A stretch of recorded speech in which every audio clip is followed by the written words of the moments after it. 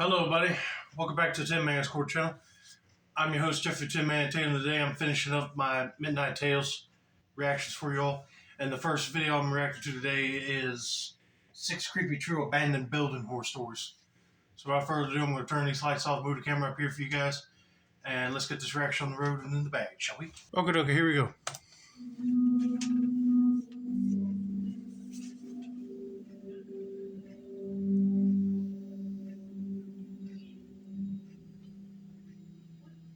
This happened when I was around 17. Okay. I grew up in a quiet town on the South Island of New Zealand, the kind of place where everyone knows everyone, and stories get passed around like family heirlooms. There was one place in particular that always came up when people were trading creepy local legends. Hey, sounds like what everybody does around here. But I heard New Zealand is a cool tropical country to go to down under. So he's lucky to live in a place like that. But I bet you summertime it's hot. Way hotter than it is up here. But anyway, let's continue with this person's story and see what happens, shall we? Gawatu Hospital. It used to be a mental asylum tucked away deep in a valley, long shut down because of some pretty dark stuff. Mistreatment, neglect, probably worse. The buildings were still standing, although barely, and while most people avoided them, they had become kind of a rite of passage for teenagers looking for a thrill. Oh, that's cool. He got a real photo for the story. But yeah, if somebody tried to peer pressure me to go into an abandoned building by myself, I'll be like, heck no, you're coming in there with me. Because you never know if a crazy homeless person might be in there or someone hiding from the law. You just don't know. So one weekend, a group of us decided it was finally our turn.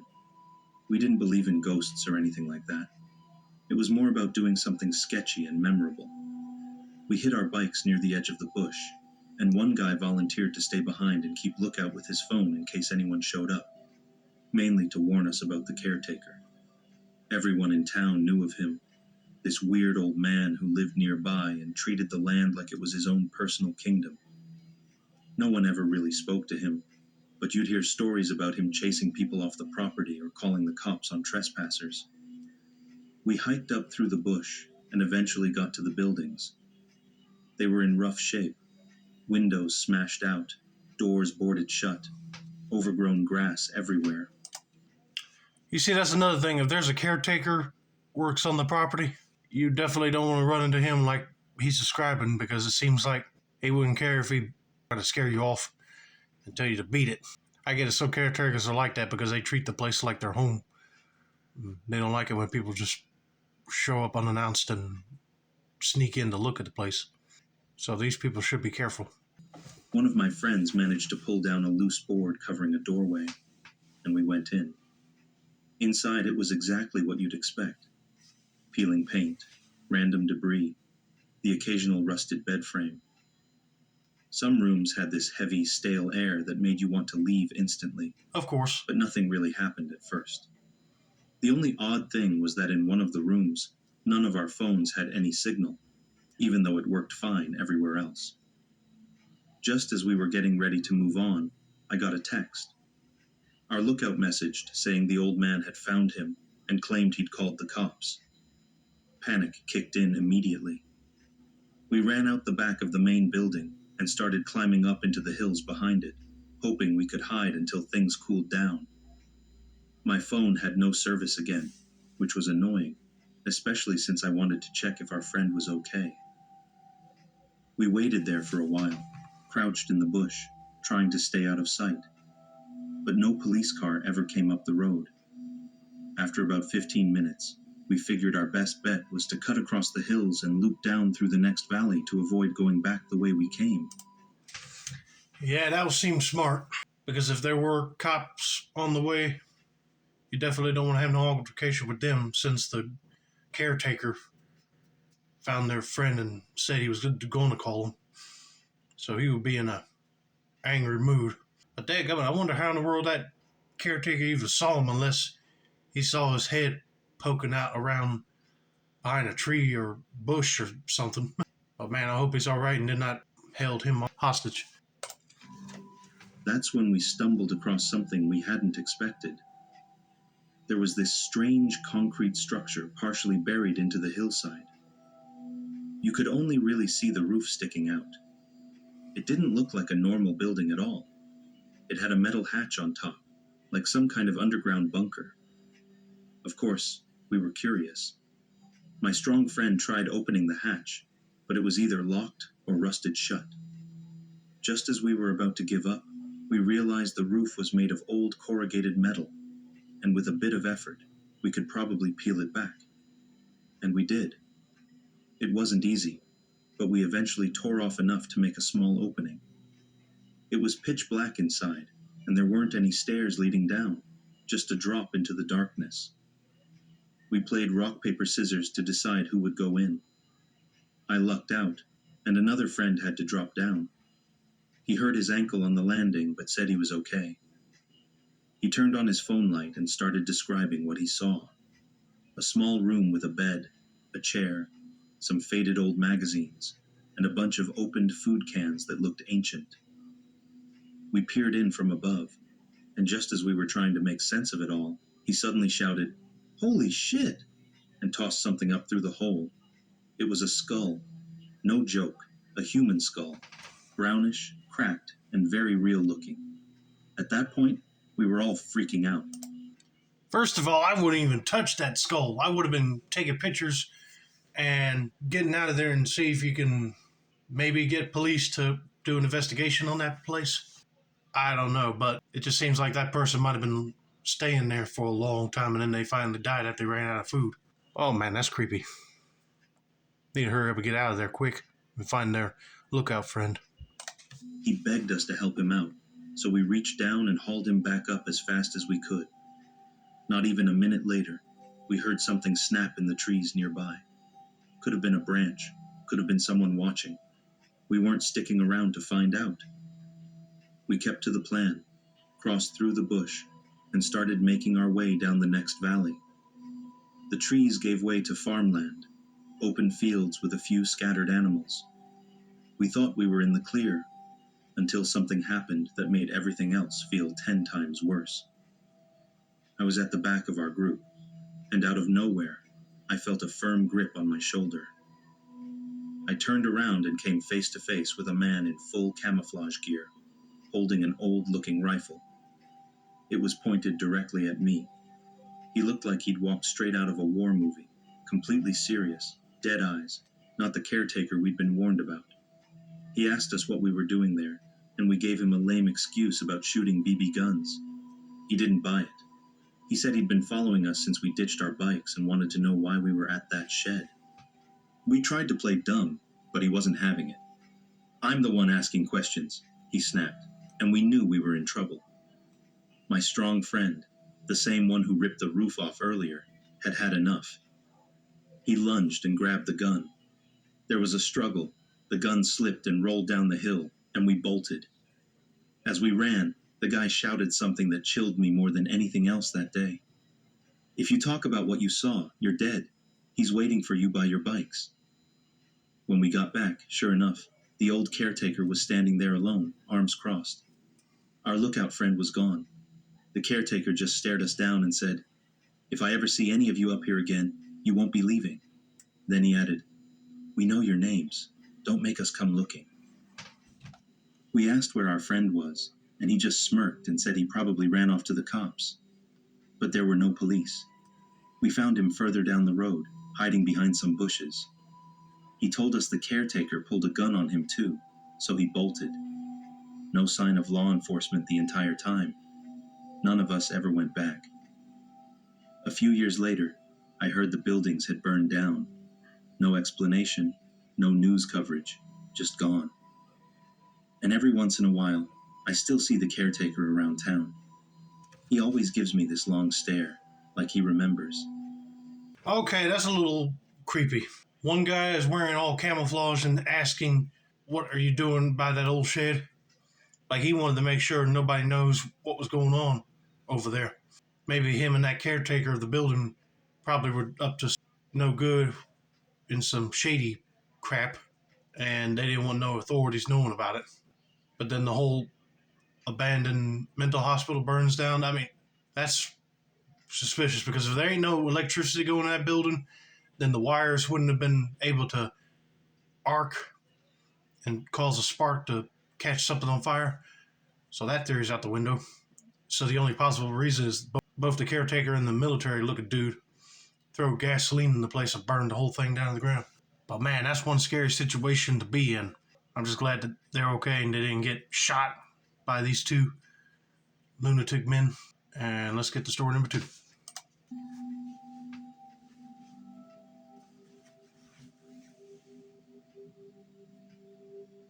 So this all happened about half a year ago, when I was going through one of those phases where I was kind of tired of the dating apps, but still checking them out of habit. You know how it is.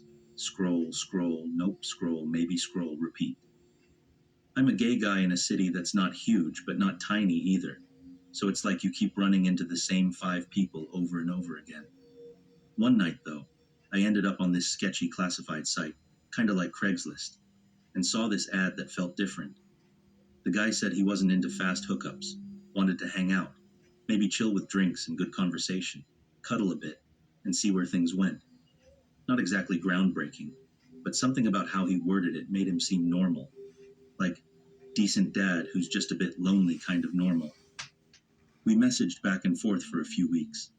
Nothing intense, just casual texting and dumb jokes. I never felt rushed to meet up, which was honestly kind of refreshing. Eventually, I asked if he wanted to hang out, and he said sure. He lived a little ways out, like maybe a 20-minute drive from me, and told me to just pick him up on the road near his place since he'd be walking back from a friend's house. I was a little skeptical, but I figured if we'd been chatting this long, it'd probably be fine. I don't know. If you haven't met this person face to face by now, something's off. It was around 6 in the evening when I headed over. Still some daylight left, but it was fading. I pulled onto this long stretch of road that went through some rural pockets. Not quite the middle of nowhere, but definitely not somewhere I'd want to get stranded after dark. Eventually, I saw him walking along the side, carrying a massive speaker and wearing a hoodie pulled tight over his head, even though it was like 75 degrees out. Weird vibe, but I gave him the benefit of the doubt. I pulled up, cracked a joke like, "Guess I'm your Uber now." But he didn't even smile, just got in and sat there, dead silent. We started heading in the direction of his place, and out of nowhere, he told me to flip around and hit the gas station first. Said he wanted to grab a drink and a blunt so we could chill. I didn't see any red flags yet, so I said okay. On the way back, he casually dropped that his power was out, like it was no big deal. That caught me off guard. I asked if he had candles or flashlights or something, but he didn't even respond. Just sat there staring out the window. I tried to steer the conversation by asking about his kids. He told me earlier they lived with him, but suddenly, he said they were staying at his mom's. I couldn't figure out why the story kept changing. Maybe he don't have no kids, and the reason why he don't have no power in his place because this is an abandoned building. So this guy is clearly sounding like a lonely homeless person. Any sign of trouble, he better get back in his car and go and forget this guy altogether. We got to the store, and he went in with his hoodie still pulled tight like he was trying not to be seen. When he came back, he casually mentioned that he'd had to sell crack to get money for tonight. I didn't know if he was joking or not, but either way, I was starting to get nervous. I asked if he had protection, trying to steer the conversation somewhere else, and he said no. So I stopped at another store for him to grab some. While he was inside, I sat in my car just thinking through every possible excuse I could use to leave. I was fully ready to ghost, but then I remembered his giant-ass speaker still sitting in my car. The last thing I needed was for this dude to say I stole it or something.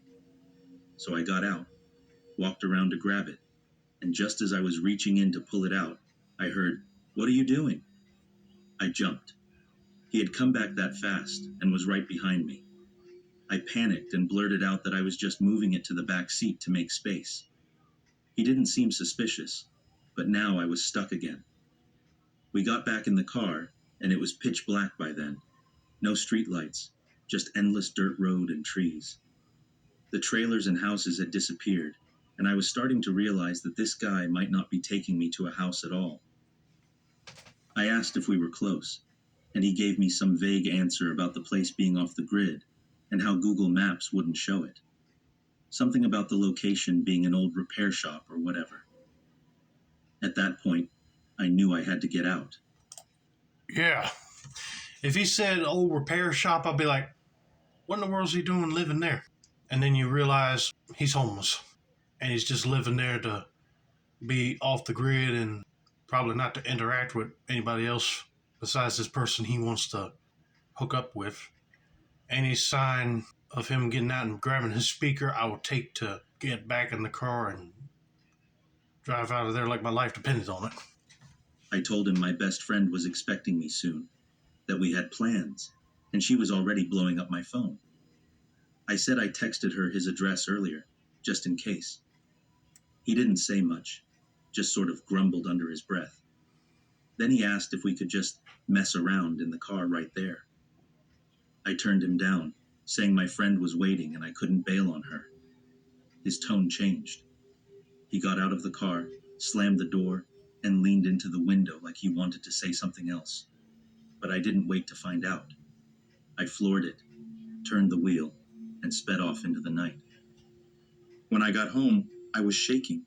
Not full-on crying, but definitely overwhelmed. I called my sister and told her a watered-down version of what happened. Later that night, I got curious and pulled up the address he gave me. Turns out, it led to an abandoned building that used to be a repair shop, just like he said. No houses nearby, no neighbors, nothing. The building had been up for sale for years and looked like no one had touched it since. I kept imagining what would have happened if I hadn't made that excuse. There wasn't a doubt in my mind anymore. This guy had something planned, and I think I barely got out of it. I deleted the app and swore off meeting people like that ever again. These days, if I ever do meet someone new, it's in a very public place, broad daylight, and never without telling at least 2 people where I'm going. You got that right, because if you just went with this guy, he probably would have fooled around with you, like he said, but then turned the tables and gotten rid of you. So he did the right thing coming up with that excuse that your phone was blowing up. I'm just glad he got out of there.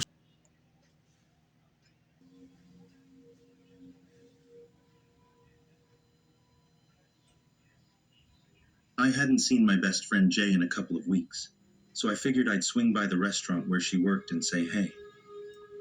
She'd recently moved to the city, way different from the quiet suburb I still lived in with my parents. I didn't really think much about how rough the area was. At 19, I was still kind of coasting on the idea that nothing truly bad ever happened if you didn't go looking for it. Jay's co-workers were cool, and I'd hung out with them before, so I wasn't expecting anything out of the ordinary that night. When I got there, she was in the middle of a rush, so I waited around and chatted with some of the others until she got her break. We talked for a bit outside, just catching up, and then I headed out. I had this habit at the time. Refused to carry a real purse, just had one of those wristlet wallets. I didn't even realize until I was halfway home that it wasn't on me. I figured it had probably slipped between the seat cushions or something, but nope, it was definitely not in the car. I texted Jay to check the restaurant for me, told her exactly where I thought I left it. Not long after, she confirmed it was gone. I wasn't that surprised. Well, I'm surprised because the way she was describing the area that she was going to visit her friend at seemed like one of those rough type of places where someone would just walk right on in and kind of do like a snatch and grab type of thing without you even knowing it. It was a busy spot in a not-so-great neighborhood. I had my ID and some cards in there, which sucked, but my dad jumped on canceling the credit cards right away. I was still clinging to the idea that maybe, just maybe, someone would return it. And weirdly enough, the next day, Jay texted me saying some guy had called the restaurant and claimed he found my wallet. She said he seemed chill and had asked for my number so he could get in touch directly. I should have asked more questions. but I was just relieved. I didn't even tell my parents. Figured it'd be easier if I just got it back and moved on. I'll be telling the parents because if that guy's got your wallet, they need to know. And if you're going to meet him, you got to tell him where you're going because I guarantee you that it's going to be a mean spot over at an abandoned building somewhere. And he probably might want something else for it. You never know, but it sounds sketchy already. So let's see what happens next. Figured it'd be easier if I just got it back and moved on. The guy didn't text me until the next morning. Said he had my wallet and wanted to return it, but he never gave me a name or even described himself. I thanked him anyway, probably way too enthusiastically, and asked when and where I could meet him. Hours went by before he sent a location, some random address about 20 minutes from Jay's restaurant, and told me to stop by around 9 p.m. I didn't think much of the time. I just wanted my wallet back. When I pulled up to the place, that's when I realized I might have made a mistake. The house looked like it had been slapped together from leftovers. It was sort of hanging off the end of what used to be a row of homes, but the rest had been demolished. No lights, no signs of life, just busted windows and boards nailed over most of them. The yard was a mess of weeds, and there was graffiti everywhere, like the whole place had been forgotten. Except the front door. It wasn't boarded up. In fact, it was open just enough to be unsettling. I texted the number to say I'd arrived, and almost instantly they replied with, "Just come in." No greeting, no explanation. I hesitated. I should have left right then, but something in me just wanted to see it through. So I grabbed my phone, turned on the flashlight, and got out of the car. I looked around to see if maybe someone would step out or wave me in, but it was completely quiet. So I climbed the sketchy-looking wooden steps and gave the door a push. The air inside smelled like wet wood and something sour. I pointed my flashlight around and saw an empty living room. No furniture, no trash, nothing that said someone lived there. I thought I heard movement upstairs, a slight creak maybe, but no voice or footsteps. That's when my brain finally started catching up. If this guy had my wallet, why would he be hiding? And why was this house basically abandoned? At that point, I turned right around and booked it back to my car. I didn't even drive off, just sat there trying to decide what to do, heart racing. Eventually, I called the cops. 2 officers showed up after a few minutes and didn't ask too many questions. They just walked right into the house like they'd done this 100 times before.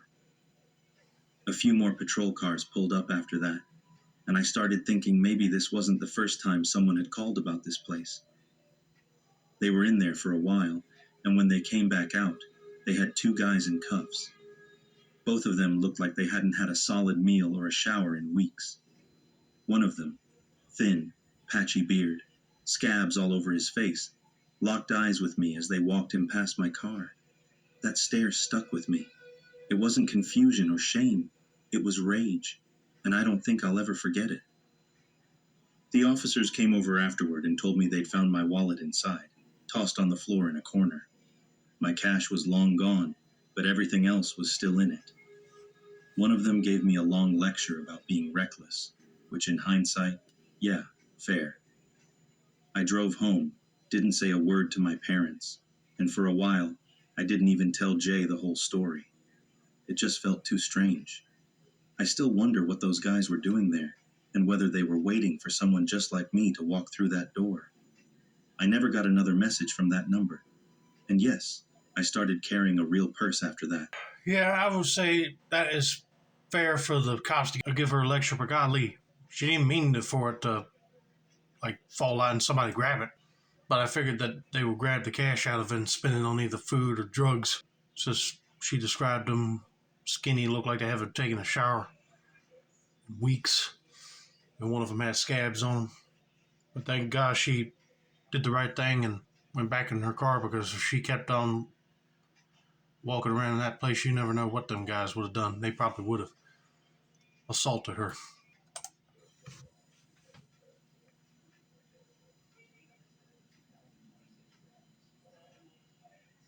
Back when I was still in college, My cousin and I used to kill time by just hopping in the car and seeing where we'd end up. Right. We were both really into photography, especially the kind that involves forgotten buildings, abandoned places, stuff that looks like it's stuck in another decade. One summer afternoon in 2018, we decided to head north of Detroit just to see what we could find. No plans, no destination, just music, snacks, and our cameras in the back seat. After about an hour on the road, we pulled into this small town that looked like it hadn't changed since the 80s. It was quiet, kind of eerie, but charming in its own way. That's when we spotted this big red barn off a gravel road. The place was clearly old, but it wasn't falling apart or anything.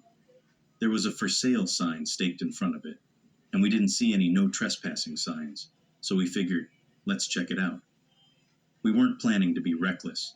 We just thought we'd snap a few photos and be out in 15 minutes. Walking in, the barn wasn't nearly as busted up as you'd expect. Yeah, the paint was peeling and the wood smelled like it had been soaking in mildew for years, but structurally it seemed fine. I mean, taking pictures of old barns has become a popular thing now. People like to have some sort of picture of a rustic barn in their home just to make it seem more countrified in the home. So I like how these people are going out there to find new places to take pictures of. But yeah, if you see an abandoned barn, I mean, that would be a good structure to take a picture of. But even if it don't say no trespassing, you just got to be careful on whoever owns that barn might show up and ask what you're doing. We made our way through the main area, took a few test shots, and then found a small set of stairs leading down to what looked like a storage basement. Now, this is where things took a turn. The second we stepped down there, the air felt not right. I know that sounds vague, but it was thick, like the kind of air that hasn't been moved in a long time. What really threw us off were all the scattered children's items. Little shoes, broken toys, a kid-sized chair knocked over in the corner. My cousin looked at me and didn't have to say a word. We were both creeped out, and not in a haunted house kind of way. It just made you want to leave. Still, the light outside was perfect, and the barn backed right into a tall cornfield that looked too cinematic not to use. So we decided to shoot a few artsy portraits there before heading out. I got some great shots of my cousin between the stalks, and then we turned back toward the car, ready to call it a day. That's when something on the ground caught my eye. Right between two corn rows, half buried in dry dirt, was a bone. At first, I thought it had to be part of a deer or some other animal. This was farmland after all. But then I saw more. Not just one or two, but several bones scattered nearby. Okay, at this moment, I'll be calling the cops and telling them what we just discovered, because it just seems like you just walked right into an active crime scene here. Might have been whoever owned the barn was a sick individual that might have had kids play in that barn. That's why there's a bunch of kiddie toys down there. But might have ended up killing them. But that would be creepy to find in a cornfield. Some of them oddly clean and still intact. My cousin had almost made it to the car when I called her back over. She's not squeamish either, and we both crouched down and started looking more closely. Now, I'd taken enough anatomy courses to recognize what we were staring at. There was a femur, still mostly whole, and what I'm pretty sure was a fibula. These weren't animal bones. I remember just staring at the ground, heart pounding, thinking, what the hell did we just find? We didn't waste any more time. Got in the car, locked the doors, and called the cops immediately. It took maybe 15 minutes for a couple of officers to arrive. They seemed skeptical at first, doing that whole teenagers overreacting thing. But we showed them the bones and explained what we knew. They still didn't seem entirely convinced, until I wandered a little further toward a pile of junk near the edge of the corn and spotted something massive. It was a rib cage, full, still kind of intact, sitting there in the middle of all this broken debris. I cannot believe that there's cops like that would just go to a crime scene and think that it's just teenagers overreacting. It's probably animal carcasses or something. But hey, if they point out a whole rib cage that don't look like an animal's ribs, then they should be taking it seriously. I called the officers over, and that's when everything changed. One of them started making calls right away, and they told us to leave the area because a forensic team was on its way. We didn't argue. On the way out, I did spot a rusted out no trespassing sign behind a tree, almost like it had been put there years ago and forgotten. The cops didn't say anything about it, though. They took our info but never followed up. I checked the news constantly after that, expecting to see some kind of story. Missing person remains found, investigation opened. But nothing ever popped up. It's one of those things that just stuck with me. Yeah, that is a little bit strange. No wonder why they didn't see any no trespassing sign, because it was rusted up. But if they didn't contact them back about what they discovered and it ain't on the news, I wonder what they did. Just figured out who it was, but the family said do not get reporters to cover it on the news. They just want to go ahead and bury that person. I don't know, but that would be creepy to experience while taking photos at an old barn. This story isn't something I really talk about often, mostly because every time I bring it up, people either laugh or think I'm exaggerating. But a few months ago, something really strange happened that I still can't shake off. It all started when my girlfriend and I were trying to find a quiet spot to hang out, somewhere off the radar where we wouldn't be bothered. There's this old fenced-off house on the edge of my hometown that I remembered from when I was younger. It's been empty for years, tucked away in the trees, and even though the front gate was locked up with chains, there were a couple of gaps in the wire that made it easy to slip through. I don't care how easy it is to slip through. If it's gated up, I wouldn't go in there. You never know what scary thing you might find in there, or even savage critters might be living there. Honestly, the spot wasn't bad at all.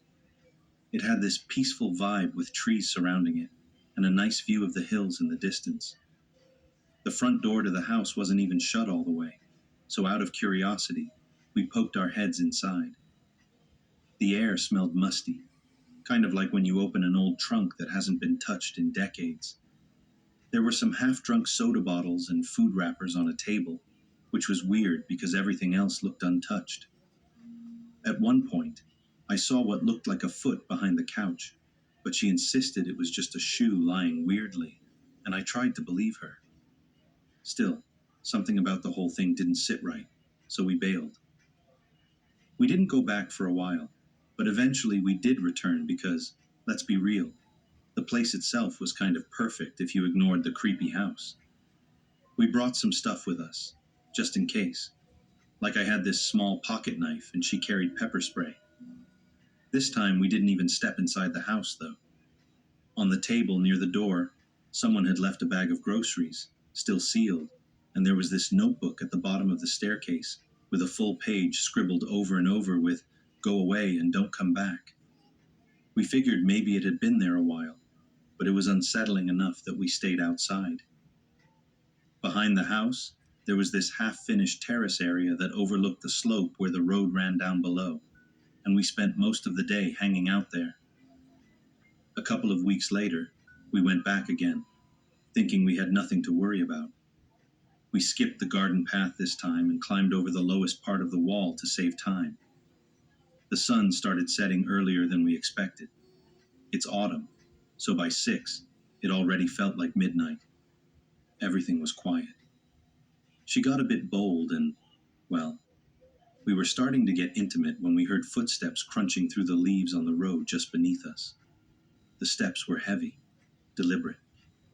Then we saw a phone flashlight flick on, sweeping across the ground. We immediately froze, laying flat and dead silent.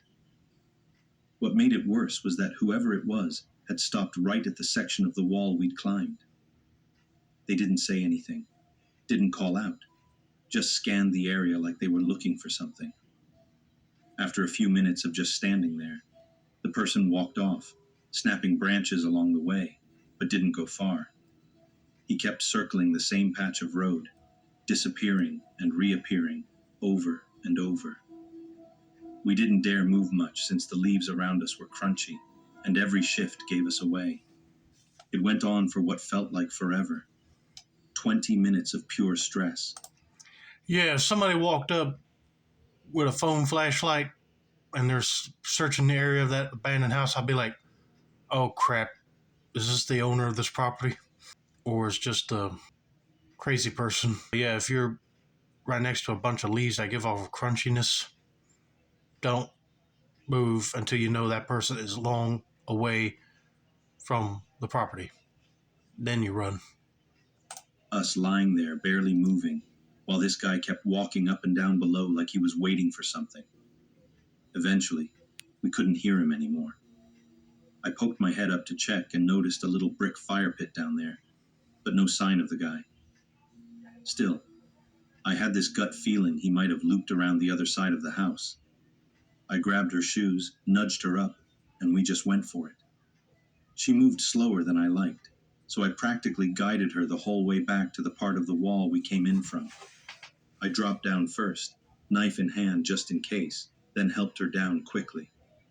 We didn't waste time looking back. We sprinted straight to the main road and out through the broken fence like we were running from a wild animal. We never actually saw the guy's face, never heard a word from him, but the way he lingered and moved. It gave the whole night this weird predatory tension. I don't know what he was doing there or if he lived nearby, but I haven't been back since. Even now, just thinking about how close we probably came to something going seriously wrong makes my skin crawl. It would make my skin crawl too. But yeah, you guys are lucky. Because if you stayed there a lot longer, he probably would have decided to climb over that fence and he might have found you guys. But thankfully, you made the right move and got out of there quick before he did so. But man, that's creepy. This is why you don't go to these abandoned houses or buildings, because you never know if a crazy person might be lurking around just to see who's on the property.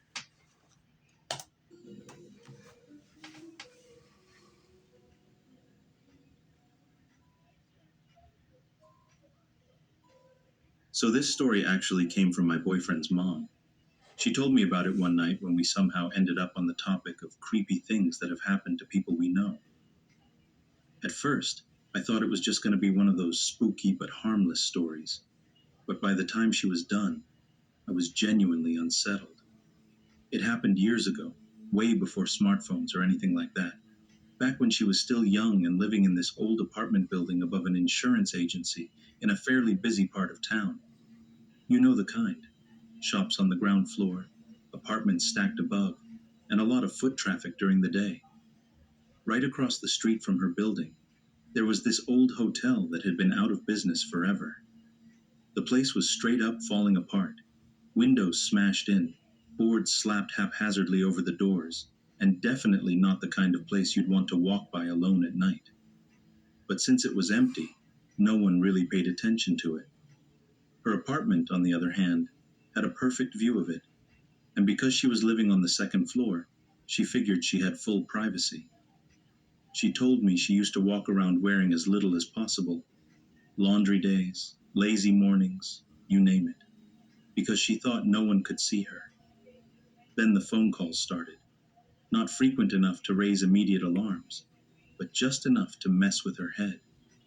Some guy would call and say things like, "You looked really nice today," or "That outfit you had on earlier was beautiful," and then he'd just hang up. She had no idea who it was. This was back before caller ID, so you couldn't just block the number or check where it was coming from. She figured it might have been a wrong number or a prank at first, but it kept happening, and the comments were too specific to be a coincidence. Things escalated one afternoon when she was home alone. Her husband was out running errands or something, and the phone rang again. This time the guy said, "I'm coming to see you. I know you're alone. I saw you earlier." She immediately panicked and didn't know what to do, so she called her uncle who lived nearby and begged him to come over. At first, he thought she was overreacting and just being paranoid. but she was so worked up that he came over anyway. About 10 minutes after he arrived, someone knocked on her door. The way she described the door gave me chills. It was one of those heavy doors with a big glass panel, the kind that you could break into without much effort if you really wanted to. Her uncle came out from the hallway and started yelling at the guy through the door, telling him to get lost or he'd regret it. The guy didn't stick around. He turned and ran down the stairs without saying a word. But here's the part that really gets under my skin. As he turned, she noticed a knife handle sticking out of his pocket. She could only see about 5 inches of it, but that was enough. Later on, she found out the guy wasn't some random stranger. He'd actually been her friend's neighbor. Apparently, he'd been using the abandoned hotel across the street to watch her through binoculars or something, then leaving to make those phone calls from wherever he had access to a phone. She never found out how long he'd been doing it, or what he was planning to do that day he showed up at her door. But the thought of someone watching you like that, knowing your routine, waiting for a moment when you're alone, it's terrifying. You got that right. It's some sort of invasion of privacy right there. He probably was planning on doing something with her